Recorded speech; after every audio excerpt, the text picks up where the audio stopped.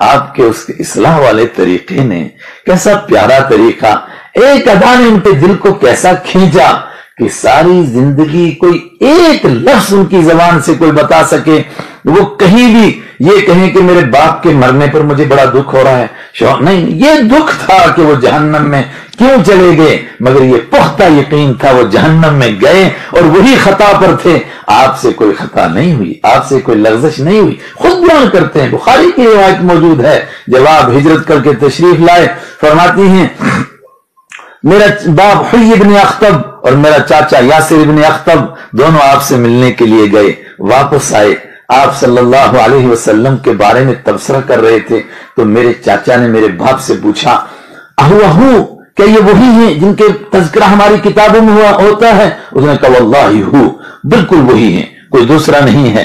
اس نے کہا اب آپ کے ما فی قلبک، اب آپ کے دل میں کیا ارادہ ہے ان کے لیے، آئندہ کیا عزم ہے آپ کا؟ کہا زندگی کے آخری لمحے تک ان کے ساتھ جنگ کروں گا، ان کا دین مٹاؤں گا، ان کے مشن کو ناکام کروں گا۔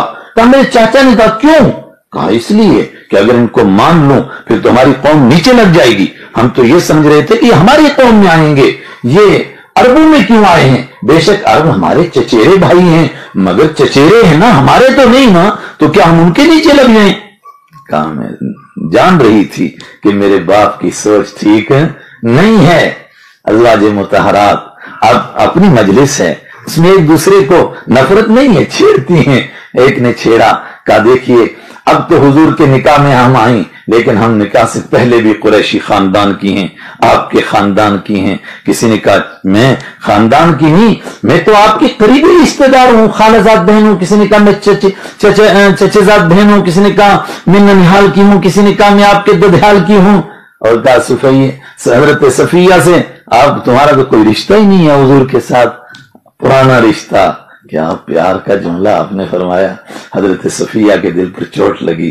انہوں نے کہا اچھا میرا تو کوئی رشتہ ہی نہیں، روتی روتی آپ کے پاس پہنچی کہ سب کا تو آپ کے ساتھ پرانا رشتہ تھا، میرا تو کوئی رشتہ ہی نہیں۔